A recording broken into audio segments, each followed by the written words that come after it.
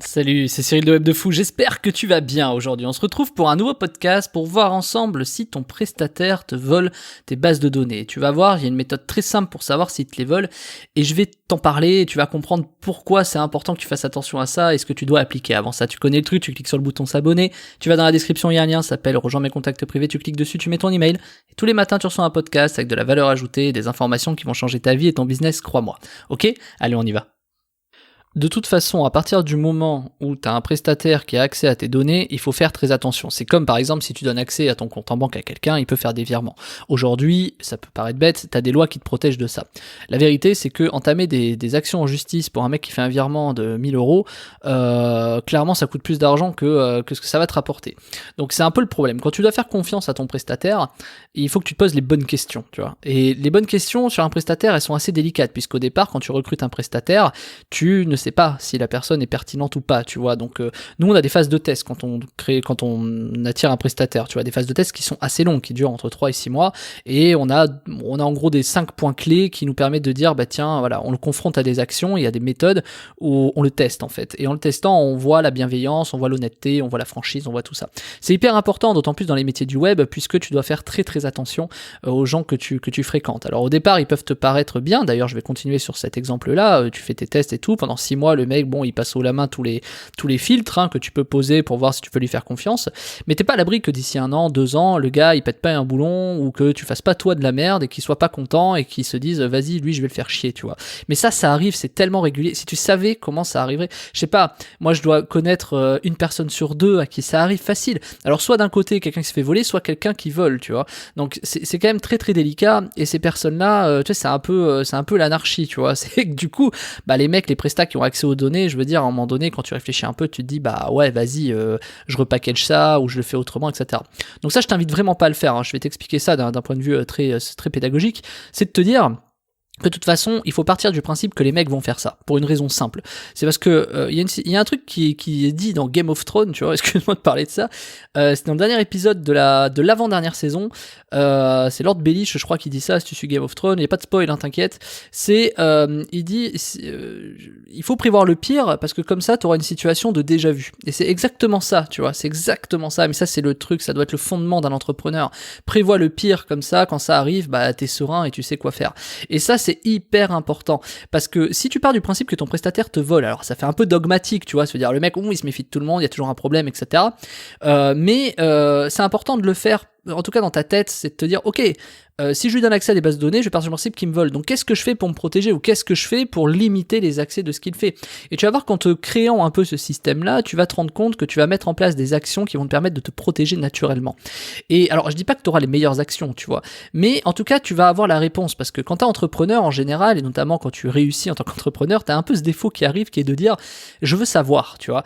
Et des fois tu te concentres sur des trucs pour savoir qui servent parfois à rien, mais parfois qui servent beaucoup, tu vois. Et c'est très difficile de démêler en tant qu'entrepreneur, par exemple, est-ce que c'est important de savoir qui te vole ta base de données, tu vois, ou est-ce qu'il vaut mieux dans ce cas-là la protéger, tu vois. Et ça, c'est des trucs qui sont délicats, parce que du coup, bon, bah, imagine tu te fais voler la base de données, tu t'en aperçois pour X raisons, t'as envie de savoir qui c'est, tu vois. Mais est-ce que c'est vraiment un sujet sur lequel tu dois faire attention? Et ça, là, on est tous différents. Moi, par exemple, j'y veille particulièrement. Pourquoi? Parce que moi, ce qui m'intéresse, c'est pas que le mec me vole, c'est de savoir pourquoi il l'a fait. Parce qu'à partir du moment où t'as les raisons psychologiques, t'es capable de te protéger de ces raisons psychologiques et de comprendre le schéma qui amène les gens à faire ça, tu vois. Et le schéma, honnêtement, je te le donne, il y a pas de truc mystère. Enfin, il y en a peut-être pour toi, mais pour moi, c'est réglé depuis bien longtemps. Il y a 2-3 gros points psychologiques. Il y a la personne qui est blessée, qui est meurtrie, ou qui se sent entubée, ou enflée, ou volée, tu vois, la personne, le prestataire, parce que tu le payes peut-être mal, parce qu'il estime qu'il fait plus de travail et que toi t'as dit non, parce que t'estimes, tu vois, ce genre de schéma psychologique, ou alors tu l'as entubé, il est pas content, etc. Bref, il va te le faire payer. Donc ça, c'est le schéma classique numéro 1. Le deuxième, c'est le fourbe, c'est de dire que le deuxième, lui, tu sais pas si tu l'as blessé. Lui, tu sais pas s'il est vénère ou pas, parce qu'il a dit oui, tu vois, il est content, mais il va te le faire dans le dos. Tu vois, celui-là, le fourbe, il est terrible, hein. Et donc, du coup, le fourbe, bah, t'as l'impression que tout va bien, et le mec, en fait, il t'enfile, tu vois.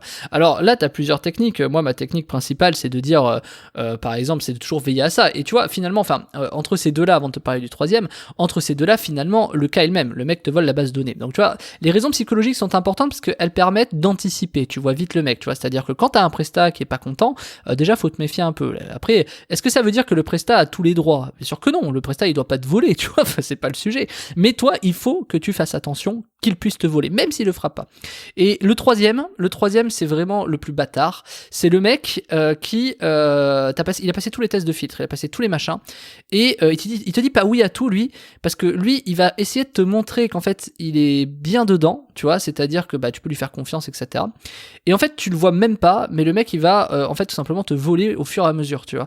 Et ça, tu le vois pas. C'est les pires, c'est vraiment les pires, parce que tu leur fais confiance, tes machins, etc. Et tu vois pas le truc arriver parce que tu vois pas pourquoi. Et ça, il y a que le temps, malheureusement, qui répond à ça. C'est-à-dire, à un moment donné, les mecs sont de plus en plus gourmands, il faut que tu fasses confiance à la nature humaine là-dessus. C'est que les mecs, à un moment donné, ils sont de plus en plus gourmands et tu vas le voir. C'est-à-dire que, tu sais, qui vole un œuf, vole un bœuf. C'est exactement ça. Donc, globalement, peu importe le mec, t'as, en gros, le mec qui fait de l'impulsif, c'est-à-dire le prestataire qui va dire, ouais, je suis super content, vas-y, je vais te le faire payer.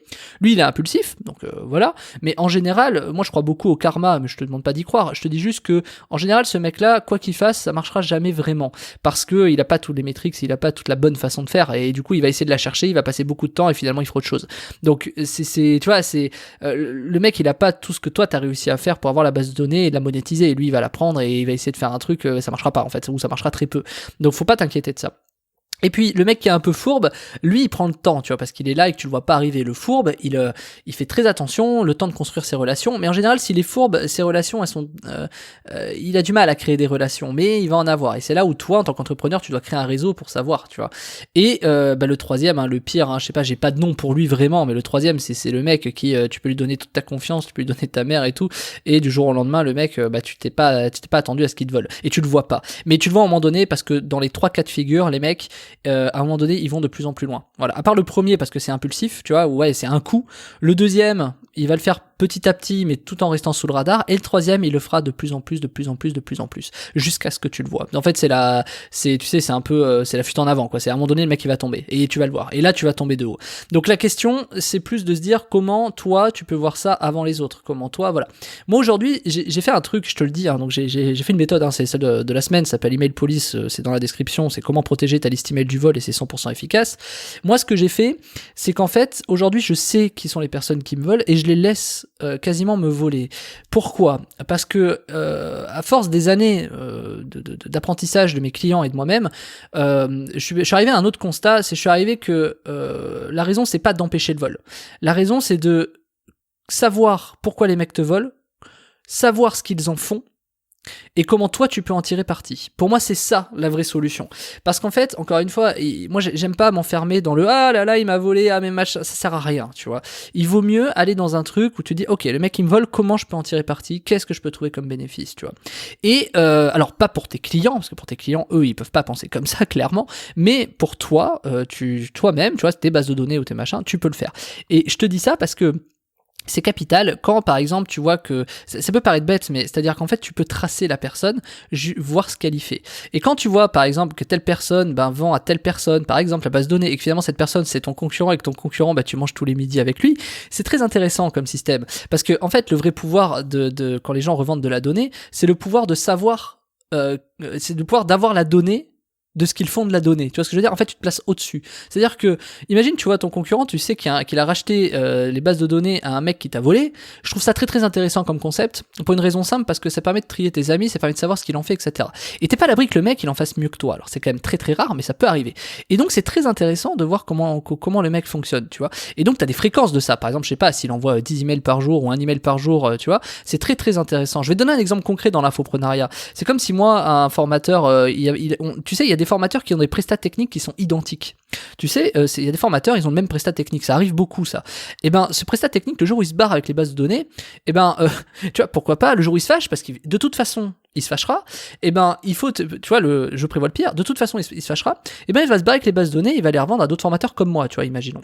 Et du coup, c'est très intéressant de tracer, d'être capable de tracer ce genre de truc, parce que tu vas être capable de voir si la personne en fait quelque chose, tu vois.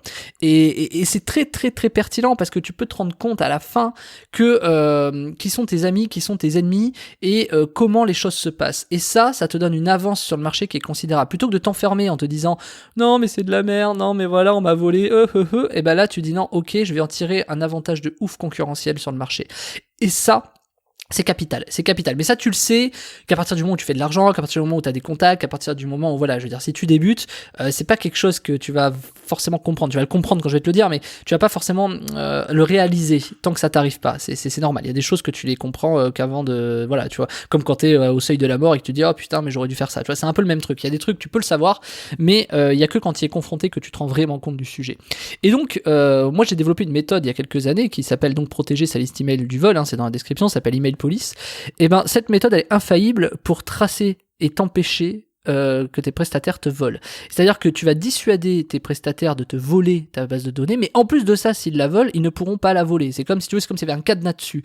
Et en plus de ça, si jamais ils la volent, dans tous les cas, tu vas pouvoir en récupérer de l'argent, tu vois. Et je t'explique, cette méthode, elle est infaillible, hein, elle est vraiment infaillible. C'est-à-dire que si vraiment tu as envie de protéger ta liste email du vol et de jamais te la faire voler, ou si tu t'es déjà fait voler une base de données, clairement, il faut que tu vois ça parce que c'est un truc de malade et tu n'y as jamais pensé. Nous, on l'a appliqué sur des très grands groupes, alors des très grands groupes, non, j'exagère un peu, on l'a appliqué sur des grands groupes.